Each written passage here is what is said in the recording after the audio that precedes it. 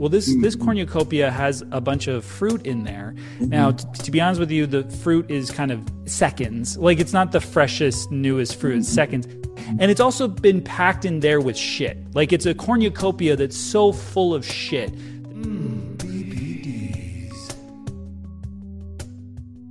Welcome to Bad Bible Debates. I'm Joel, and this is the podcast where Mezzo and I, we share our finest debates that we have all over the internet with Christians. And we talk about basically the bad Bible. Ooh, it's a bad Bible. Ooh, you're a bad Bible. There's something I love about Mezzo. He's all or nothing. He really is. You know, I said, let's do a podcast where we share our debates. And he said, I'm only doing it if we do 666 episodes. I was like, that's a lot, Mez. Are we going to really be able to get through 660? He goes, we're doing that or nothing. It's all or nothing. I said, could we stop at 69? That's sexy. He goes, no, 666 or I'm not doing it. Are you in or are you out? It's all or nothing. I was like, I love this guy. Like, he's so full on. Anyway, his dedication is a little bit of a double-edged sword because we were just about to leave the hotel together this time. We were going to record together. It was going to happen.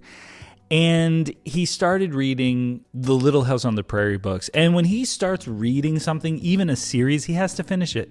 He has to finish it before he does anything else. So he's a fast reader.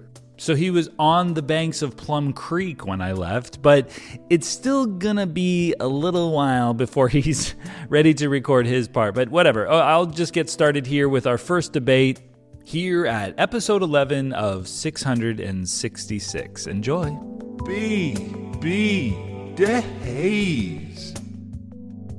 Why should we not dump the Bible? I think we should dump it. The Bible's trash. Why not dump it? My answer to that is Jesus Christ. Simply because he died on the cross, and that validates everything. How does his existence validate the book?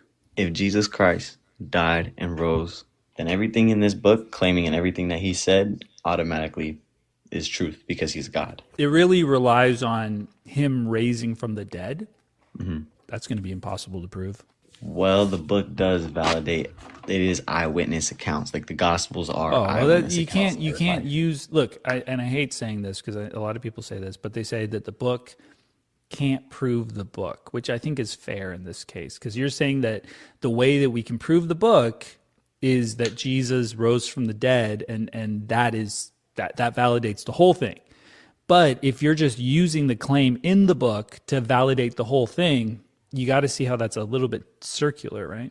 What if there was in modern times, there was an eyewitness account and somebody wrote something down and then they said a testimony in court and then they used when this happened, I wrote this down when it happened, and can they use that in court? I guess that would be valid, but at the same time, there would need to be a bunch of evidence that backs up a testimony. I don't know that a testimony all by itself would stand. Also, we don't really have any eyewitness accounts in the book or contemporary writings, as far as I know. I don't think we have really any evidence that this is true. And it seems more like a storybook, like a story time tale, right?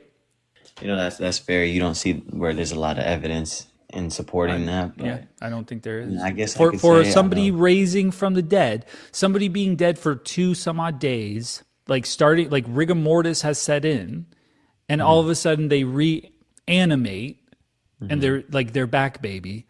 You're saying that's something that I should just somehow automatically believe? Yeah. So once you believe God exists, then you know God can do anything, and God can reveal himself in a human God form with the ability to defeat death. And that is the purpose of the cross. And then you can go from the beginning of the book with Adam and Eve. It says that the woman's seed will crush the serpent's head.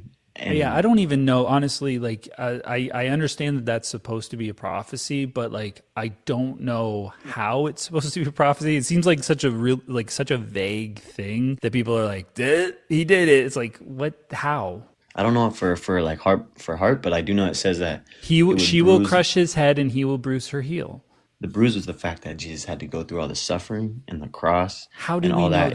How do we know that? Well, it's just pretty much context, right? Don't you know that the answer's in the context? You're never gonna get it with the context. I don't know what it means either, but the context. The answer must be hidden in the context. Don't ask me what the context is, but all I know is it's context. It's context. Well, let me throw this at you, because this is my problem, is that even, let's say in this crazy world that like somehow this body, this Jesus character died or seemed dead for some period of time and then reanimated, and it was just completely like off the deep, like what? This is insane. The whole narrative of the Gospels, the whole tale of this God creating a problem and then coming down to solve the problem is completely arbitrary and stupid and meaningless. It's like a bad work of theater by this particular God. And I do get where you're coming with that, but I think you got it wrong when you said that he created the problem, when all he did was create us and give us free will. And then if we choose to use our free will. The problem is that the wages of sin is death, right? Mm-hmm, mm-hmm. Like that, he said that. Am I wrong? Yeah. Yeah, so because he could have set the wages of sin at anything. He could have said the wages of sin were let me think. He could say the wages of sin was tickled by a feather, right? Like it's his call. He's completely just choosing whatever he wants arbitrarily. So he chose death, and he knew like if he chose that plan that he would have to kill himself so that he wouldn't have to send people to hell, the hell that he created, and the system that, like, the dichotomy that he created for no apparent reason when he would have infinite options. It just doesn't make sense. Like, he didn't have to do any of this. It was all completely silly and arbitrary. So for him to hang there and be like, I'm doing this for you, it's like, not really. Like, you didn't have to do that. It's kind of silly. Well, I would argue that, how could you not say God is loving if he sent his only son to die? Because I already told you, there's no good reason for him to do that. It's arbitrary. It's gaslighting.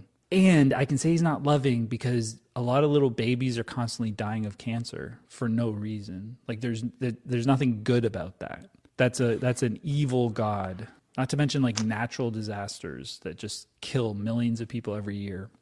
So then, if Adam and Eve never fell, do you think that natural disasters and disease would still happen, or do you? No, I think that if the story is true, God created a world full of diseases and natural disasters and chaos. Then he put Adam and Eve in it, and Adam and Eve were going to live forever, but they ate the wrong fruit. And so they had very specific punishments. But when little babies die of cancer, God always intended for that to happen, because there's nowhere in the Bible that says that's not the case. Okay. So you're saying that disease and natural disaster would happen anyway, but just wouldn't affect us? No, of course it would. The world that we were. We would still suffer. We would still suffer. We may still be eating the fruit, so maybe we would suffer and never die. I could see him doing that. It was always the plan. The plan was, I'm going to create Eve to eat the fruit. He created her in such a way that she would eat the fruit. He made the fruit attractive to her so that she would like the look of it. He put the serpent there, or allowed the serpent to be there, so that she would be deceived. She ate the fruit so that he could watch us suffer. He wants to see us suffer. He loves that. And then he wanted to kill himself. He's suicidal. He's a fucking maniac, man. You know what? I think God uses suffering. I don't think he likes or enjoys it. Little babies dying of cancer, just suffering. They don't even know what's going on. They're suffering.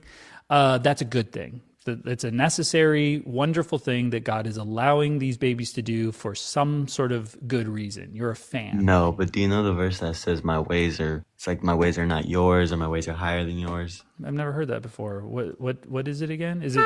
Oh, wait. I think I have. It goes, his ways are higher. Who cares if the world's a mess? Okay, yeah. His ways are higher. I'm too blessed to be stressed.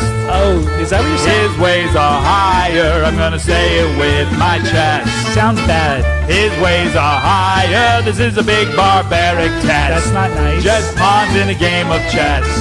But it doesn't make me love him less. This is bad. I'm too blessed to be stressed. His ways are higher. I don't know. I'm not going to think too hard about it. No, what I'm saying is I don't understand Yeah, everything. you're I'm not not supposed to going to. understand Guess what? everything. Okay. These are things you are not going to understand in life. Things that don't make any fucking sense. Actually, that's the end of the list. Things that don't make sense are things you can't understand.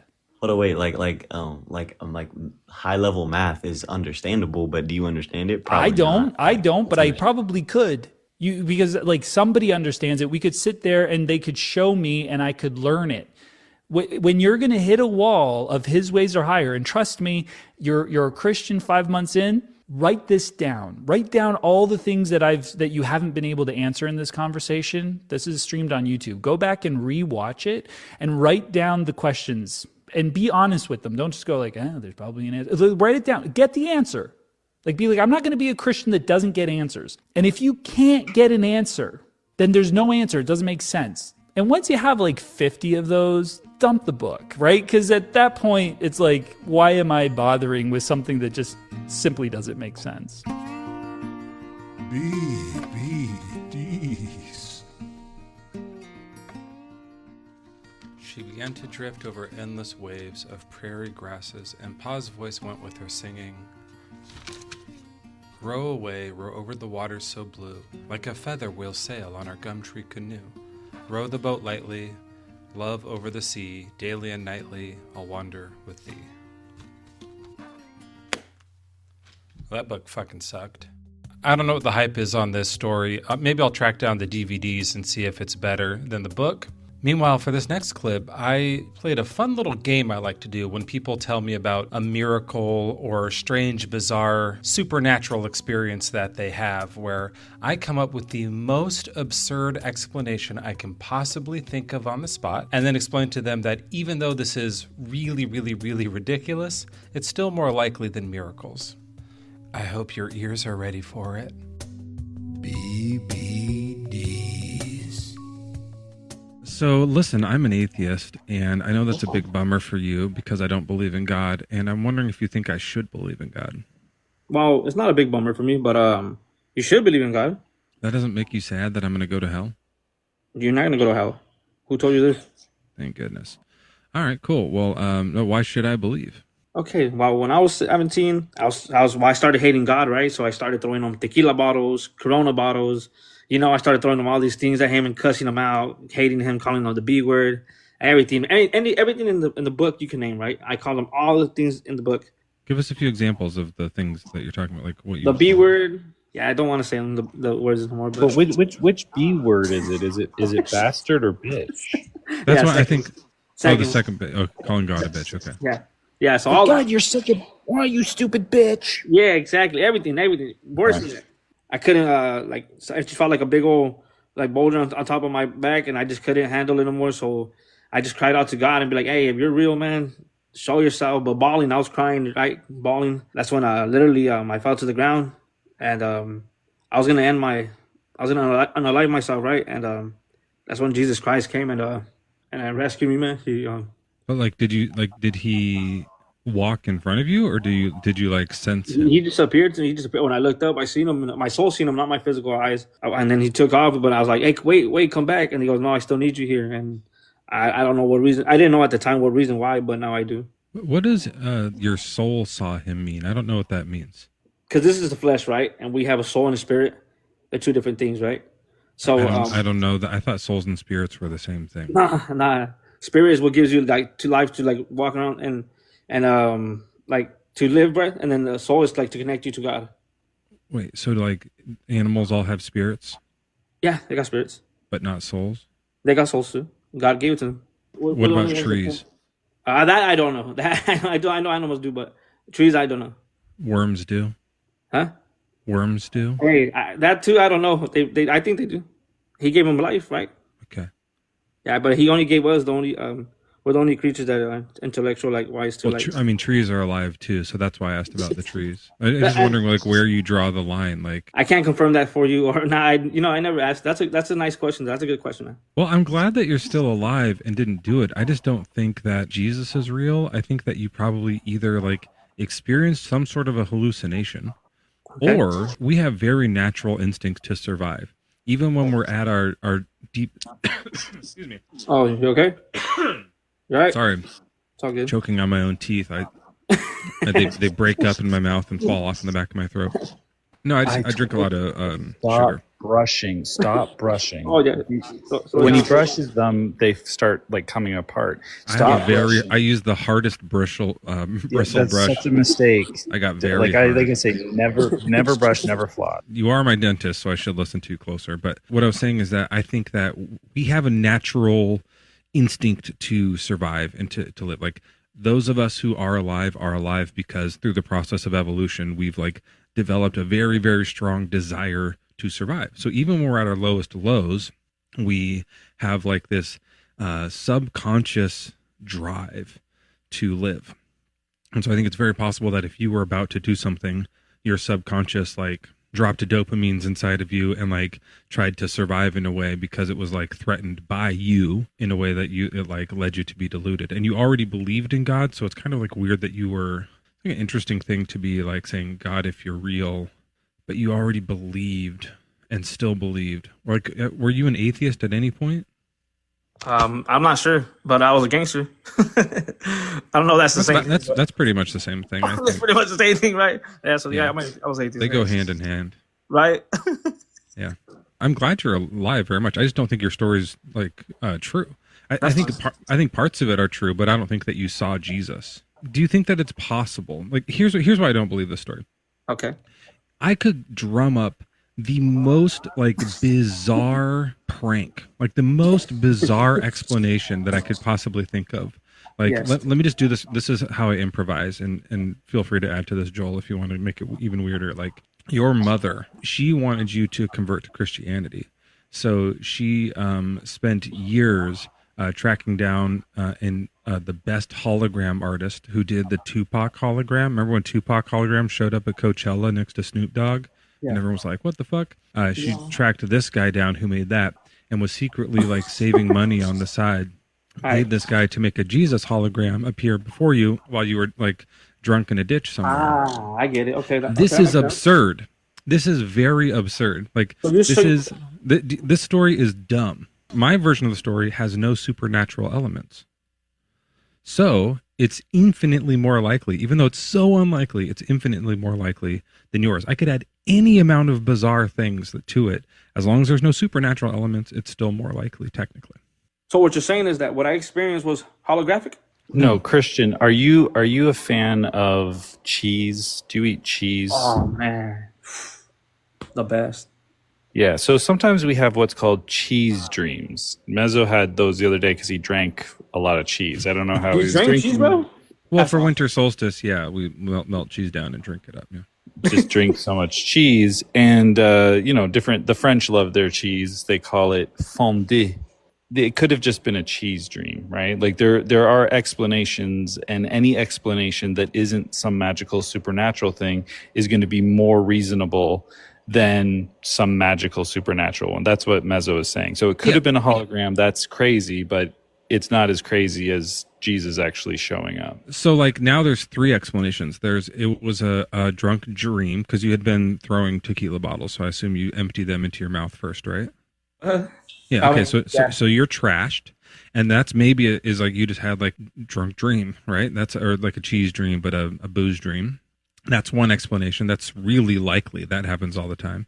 Another explanation is, like I said, your body subconsciously set into motion this like chemical reaction to have you visibly see things in order to keep you alive. Another one is your mom did the hologram Tupac thing, and it probably was Jesus, but they just like put a beard and a robe on him. I mean, like it was Tupac, like the same hologram, because making a new hologram is like really expensive. They just like add the beard and robe and Tupac's face.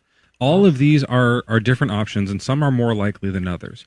I would think the dream is really likely. I would think the hologram is not very likely, but possible, but not very likely. But the supernatural one where Jesus comes down and looks at your soul eyes, or looks at you through your soul eyes, is for sure impossible because soul eyes is made up. It's not a real thing. Okay. So what else? That's understandable. I get your point, man. I understand. I got no hard feelings to what you believe. I'm just telling you what what happened to me truly. And if you want to believe, that's up to you. I picked no. Oh, that's fine. Yeah. So why do you think I should believe then? Got anything else you want to try out? You should believe because he's God and he created you. Nuh-uh. Be DVDs. Well, you heard me do the intro, right? So you heard me talk about the books. Why would you give him the DVDs? Nobody needs you to give him the DVDs. Sorry. Hey, welcome back to Bad Bible Debates. I'm glad Mezzo finished the books and was able to record his segment. But then one of the engineers here gave him a set of Little House on the Prairie DVDs. Great. So now he's got to finish those before we fly back to North America, as they call it here. They go, North America. What are you guys from? North America. Anyway, I asked Mezzo if he liked the books, and he was like, well, I was expecting more like survival stuff in pioneer days and prairie life, but it was like a lot of story. He found there was maybe too much story. I find that with Bible, not that there's too much story, but there's just too much crap and not enough good stuff in there to keep it around. And that's what I tell this next guy. Check it out. I want to know what practical stuff in the Bible we can apply to our lives or whatever. Like, that is interesting to me because I don't know that I think there is anything like that in there. Let me ask you, did you used to be a Christian? Yeah. And you used to read the Bible? Mm-hmm. I still do. My name is Joel Reads Bible. You used to, obviously, as a Christian, you used to follow the Bible. You used to, keep the commandments of Christ. When you prayed, you didn't pray in public. Say, "Hey, look, everybody, I'm praying." No, exactly. I didn't like to. I mean, sometimes you had to in church, right? Like they would be like, "Yeah, like that's a great prayer, brother." And I'd be like, I guess. But I never really liked doing that. And I think it's because I was a really good Christian. So you're saying that the Bible is handy for Christians exclusively? Exactly. I would say. Okay, cool. I guess my pushback would be that like it doesn't seem practically necessary or valuable in any real way. But if you do believe the nonsense, then yes, you can use it to tell you how to pray. Is that what you're and also it talks about having self-control, stuff like that, temperance, patience, knowledge, brotherly kindness, charity. Love. So you're like you love the book for platitudes. Like you're a huge platitude fan.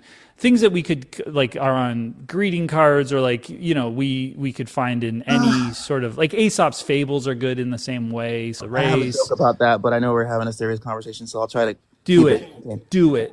So this calendar has all these different Bible verses on it, right? And this guy gives it to his grandma, and it says one of the verses says, If you bow down and worship me, I'll give you everything you want. Do you know who says that? The devil. Yeah, exactly. So the grandmother just has this card just flipping through, and she has Bible verses on her little like you said, the platitude. So that's what it reminds me of when you talk about that. So it's not like, I guess some Christians do that, and that's whatever. But for me, it's like when the Bible tells me to be patient, or I'm tempted to not be patient, I think that's more than just a platitude. I think I'm that's sorry. useful. Is there a punchline coming, or did you? That was the joke was the grandmother having that thing, and I thought it was funny. Maybe I'm just not. I'm so sorry. Maybe that wasn't funny. You lost me on no, that. I think that the idea for me would be that like the Bible does have some nice words in it. Yeah, I would go beyond nice words though. Like I said, like being patient, like that's just like a vague concept, right? No. I think patience and teach about endurance and being long-suffering is long-suffering. Being long-suffering, like. But as you know, like those are just like words, like one word, like the fruits of the Spirit are, and then we get a list of these words. I'll give you an example. The Bible talks about like a soft answer turning away wrath, right? Mm-hmm. So now someone yells at you, and they're getting all in their feelings, as the kids say. You know that Bible verse, and you have that in your mind. I could really get mad at this person and get back at them, but I know a soft answer turns away wrath. So I'm going to be calm and say something. Hey, something happened. Are you okay? And then that calms the person down. And then we kind of move forward from there, Yeah, so it teaches you how to manipulate situations. I bet you if we like took out the pages that have this stuff in it, we'd get a little sliver of a self-help book. And that's what you're saying we should keep the whole thing for. I mean, for historical purposes too. If I agree with that. keeping it for academia, and then the slither.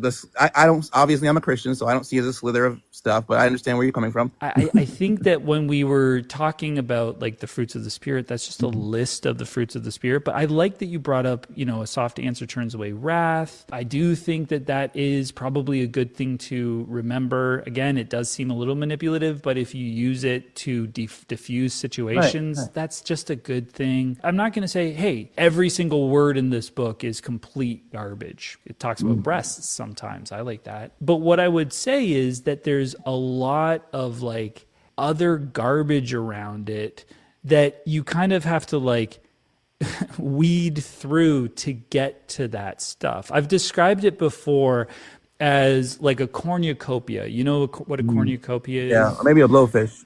I said, how is a cornucopia the same as a blowfish? You have to cut around the blowfish. You can't eat the whole blowfish. You have to cut it around to make sure you eat the good parts. But I'm talking about a cornucopia. Sure, go ahead. But blowfish isn't a bad example, but the cornucopia one, well, this cornucopia has a bunch of fruit in there. Now, to be honest with you, the fruit is kind of seconds. Like, it's not the freshest, newest fruit. It's seconds. And it's also been packed in there with shit. Like, it's a cornucopia that's so full of shit that they've just like packed all this shit in there with some strawberries and grapes and stuff like that. In order for me to get to the soft grape, I've got to like kind of dig through, scrape out the shit. The shit of like, hey, kill all the babies, Amalekite babies, oh, hey, stone virgins on their wedding nights, hey, God's calling a Zarephaetian woman a dog again, oh my goodness, that's Jesus, I should say. Oh, kick the dust off your feet. It'll be better for the people of Sodom and Gomorrah than those people that rejected you. I've only come for the lost sheep of Israel. All this shit, and then the contradiction, in order to get one soft grape. Are you going to eat that grape? It's like, I don't need the grape. All right. I can go other places for the grapes and I won't have to put up with all this shit. Okay. Once it transitions from this was all just made up stuff for this particular people at a time to God on high came down and said, this is how you keep slaves, it becomes shit. Well, no, I don't. You don't necessarily have to agree, but what I'm saying is like it changes the nature of that particular we passage. don't know what a God does, I guess. So I'm just saying if you believe that the God said what it says he said, because it does say that he said that. I acknowledge the platitudes. I acknowledge the nice words. I acknowledge that not every single thing in the Bible is a bad idea. But I don't know that we need the Bible for any of the ideas that we can't get through other means. We'll just dump it as the dogmatic belief. BBDs. Before Joel gets back here, I wanted to remind you really quick, we do have some Bad Bible Debates merch. We have tote bags that have the most horrendous Bible verses on them. Slavery, she-bears eating kids, horse dicks, the rest. There's a bunch of good stuff in there. But for now, you can go to tinyurl.com/BBD shop. That's tinyurl.com/BBDSHOP and check out what we have available right now. Oh, here comes Joel. Oh, hey. Oh, there you are. Finally, let's do the outro. Yep, take it away, buddy. Well, that's it from us. I'm Joel. I'm Mezzo. And I'm Joel.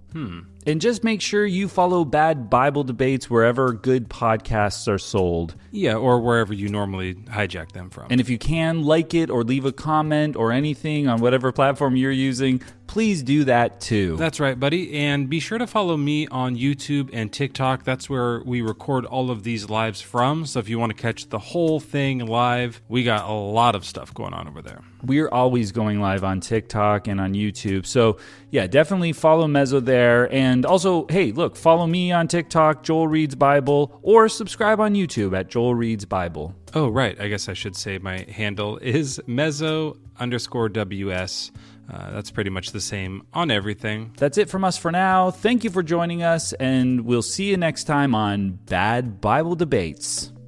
Dude, I think that went really well. Actually, you know what? I think that was one of our best. Oh, I wouldn't say best. I mean, it was okay. No, I'm not joking. I really liked your part.